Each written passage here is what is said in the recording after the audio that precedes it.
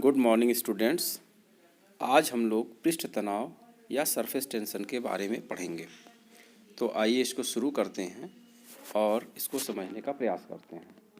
आपको चित्र नंबर 2 में एक द्रव का पृष्ठ दिखाई दे रहा होगा जिसपे कि एक काल्पनिक रेखा AB खींची गई है।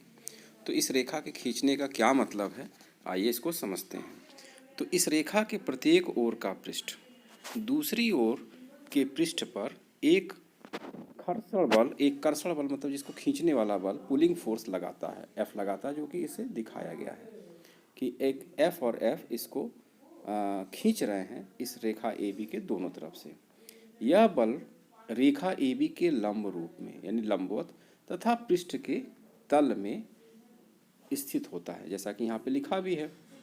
रेखा AB की एकांक लंबाई पर यानी इसकी प्रति एकांक लंबाई पर कार्य करने वाला बल का परिमाण यानी जो बल लग रहा है उसका परिमाण ही द्रव के पृष्ठ के पृष्ठ तनाव की माप होती है। अतः यदि AB की लंबाई L हो यानी इस रेखा AB की लंबाई L हो और इसके किसी भी ओर कार्य करने वाले बल संपूर्ण बल का परिमाण F हो, तो पृष्ठ तनाव को हम परिभाषित करते हैं कि यह प्रति एकांक लंबाई पर लगने वाला बल, यानी कि अगर इसको हम T से प्रदर्शित करेंगे तो T बराबर F/L होगा या T बराबर F/L होगा।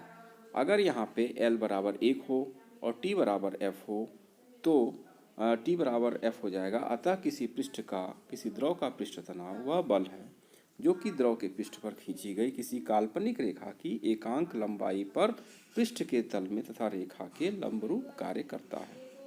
इसका SI यूनिट यानी न्यूटन प्रति मीटर होगा, क्योंकि ये F/L है तो F का मात्रक न्यूटन होगा और L का मात्रक मीटर होगा, तो यह इसका मात्रक न्यूटन प्रति मीटर होगा और बीमा mt-2 होगी। किसी द्रव के पृष्ठ तनाव का मान द्रव की प्रकृति, द्रव के ताप तथा माध्यम पर निर्भर करता है जो द्रव के पृष्ठ के दूसरी ओर होता है। द्रव का ताप बढ़ने पर द्रव का पृष्ठ तनाव घटता है। द्रव के क्रांतिक ताप पर पृष्ठ तनाव शून्य होता है, यानी क्रिटिकल टेम्परेचर पर इसका पृष्ठ तनाव शून्य हो जाएगा। अब आइए इसको हम अंतरा अणुक ससंजक तथा आसंजक बल के आधार पर समझते हैं। तो एक ही पदार्थ के अणु, यहाँ देखिए जो अंडरलाइन है वो आपको कॉपी में नोट कर लेना है। एक ही पदार्थ के अणुओं के बीच जो आकर्षण बल कार्य करता है उसे ससंजक या कोएसिव फोर्स कहते हैं तथा भिन्न भिन्न पदार्थों के अणुओं के बीच कार्य करने वाले आकर्षण बल को आसंजक बल या एडेसिव फोर्स कहते हैं। यह बल गुरुत्वाकर्षण बलों से भिन्न होते हैं और व्युत्क्रम वर्ग नियम का पालन नहीं करते हैं। तो यह ससंजक और आसंजक बल इसको आप पहले भी पढ़े होंगे। अब यहाँ पे देखिए कि कांच की प्लेट पर जल डालने पर इसलिए गीली हो जाती है क्योंकि जल के अणु कांच के अणुओं से आसंजक बल के कारण चिपके होते हैं। तो अब आप लोगों को आसंजक बल और ससंजक बल दोनों क्लियर हुआ होगा। तो क्या होता है कि ससंजक बल के कारण ही किसी द्रव की बूंदें संपर्क में आते ही मिलकर एक हो जाती हैं। एक ही प्रकार के जो बल होंगे उनको हम ससंजक बल कहेंगे, ठीक है।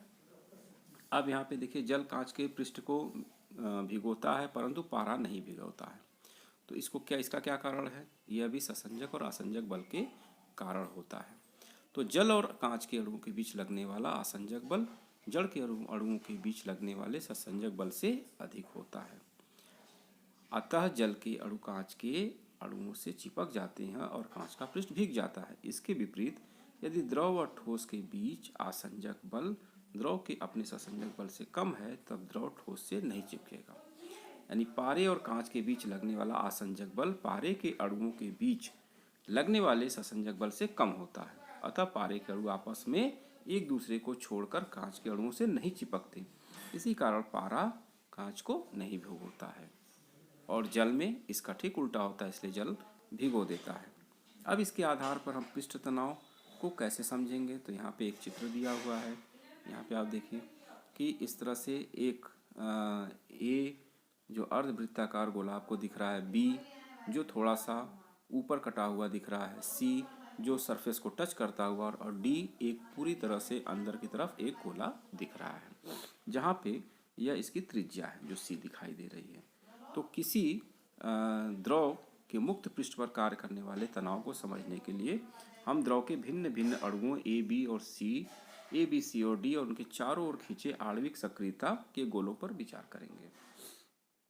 अब अणु डी का गोला पूर्णतः